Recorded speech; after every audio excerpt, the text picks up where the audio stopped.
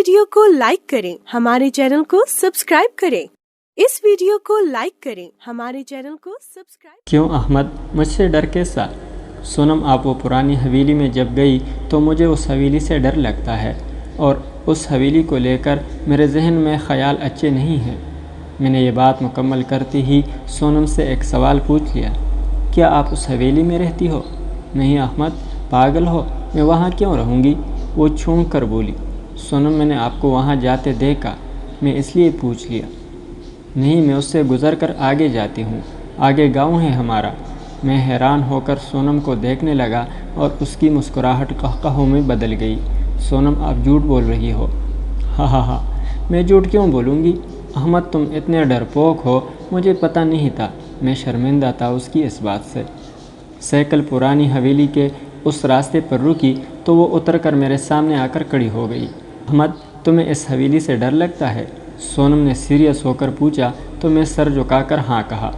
چلو میرے ساتھ آؤ، حویلی میں چلتے ہیں۔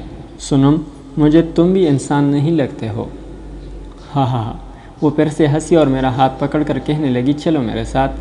ہاتھ پکڑتے ہی کہنے لگی، اب تو یقین ہے کہ میں انسان ہوں۔ میں بھی مسکرا دیا اور سائیکل وہیں کھڑی کر کے اس کے ساتھ چلنے لگا۔ چلتے چلتے وہ آگے جا رہی تھی اور میرا مذاق بنا رہی تھی۔ سونم، بس کرو، میں نے کہا تو وہ اور مسکرانے لگی اور میں حویلی کے دروازے کے سامنے رک گیا۔ احمد، آؤ اندر، کچھ نہیں ہوتا، میں روز یہیں سے گزرتی ہوں۔ مجھے پرانی حویلی کے سب قصے یاد آنے لگے۔ سونم نے میرا ہاتھ پکڑا اور میں اللہ کا نام لے کر حویلی کے اندر داخل ہو گیا۔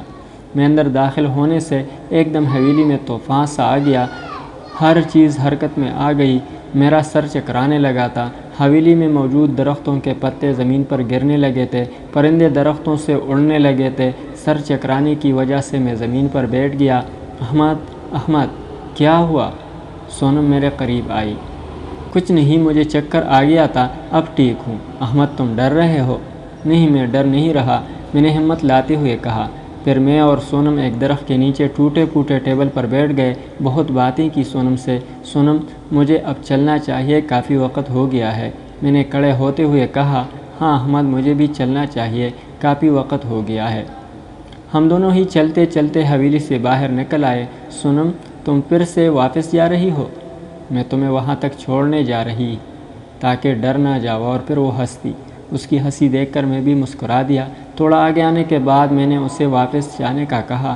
سونم ہاتھ میں لایا اور چل دی۔ اب روز گھنٹوں بات ہوتی تھی۔ میں گھر سے کالج جاتا اور سارا وقت سونم کے ساتھ گزار دیتا۔ گھر والے بھی میرے چہرے پر ظاہر ہوتی خوشی سے حیران تھے، پر کسی کو بھی یہ بات نہیں پتہ تھا میں جو گھر سے کالج جاتا ہوں پر کہیں اور عشق فرماتا ہوں۔ یہ سلسلہ چلتے چلتے 2 مہینے گزر چکے تھے۔ روز گھر سے کالج جانا اور سونم کے ساتھ وقت گزارنا اور گھر واپس چلے جانا۔ پڑھائی میں تو دل ہی نہیں لگتا تھا۔ ایک دن سونم کے ساتھ اتنا مگن ہوا کہ وقت کا پتہ ہی نہ چلا۔ اس سے اس قدر محبت بھری باتیں ہوئی کہ مجھے سونم کا نشہ ہونے لگا۔ میں نے دل تھامتے ہوئے اسے اظہار محبت کر دیا اور یہ بھی بیان کر دیا کہ کتنی محبت ہے سونم۔ ہزاروں مثالیں سنا دی سونم کو۔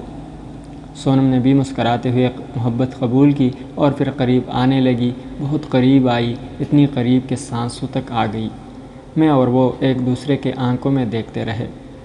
احمد، تم اس رشتے کو کیا نام دو گے؟ سونم نے آہستہ سے پوچھا۔ میں اس رشتے کو ایک ہی نام دوں گا، کہنے لگی، کیا؟ میں سونم کی آنکھوں میں دیکھتے ہوئے کہا، پرانی حویلی کی محبت۔ پھر وہ پیچھے ہٹنے لگی اور ایک پتھر لے کے دیوار پر لکھنے لگی، پرانی حویلی کی محبت۔ اس کے لکھتے ہی ایک دم تیز ہوا چلنے لگی، شام کی سیاہی آسمان پر پھیلنے لگی۔ آج بہت دیر ہو چکی تھی مجھے یہاں۔ گھر والے بہت پریشان تھے، میں اتنا لیٹ کبھی گھر نہیں گیا تھا۔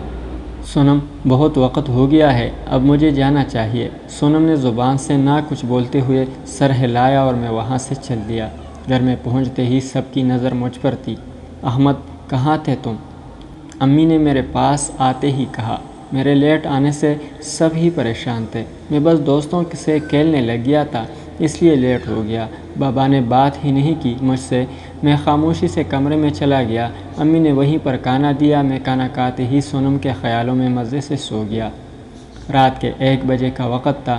میری آنکھ کھلی تو دل میں گھبراہٹ سی ہو رہی تھی۔ میں بستر سے اٹھتے ہی سیدھا کچن میں پانی پینے چلا گیا۔ فریج سے پانی پی کے بوتل نکال رہا تھا، مجھے محسوس ہوا جیسے میرے کندھے پر کسی نے ہاتھ رکھا۔ میں جھونک کر پیچھے دیکھا تو پیچھے قدور شخص تھا۔ اس کی آنکھوں کی جگہ سوراخ بنے ہوئے تھے، اس کے ہونٹ جلے ہوئے تھے، سفید دانت بہت خوفزدہ کر رہے تھے، اس کا جسم پل سیاہ تھا۔ میں نے دیکھتے ہی چیخ ماری اور پیچھے جا گرا۔ ناظرین، اگلی قسط تک اللہ حافظ۔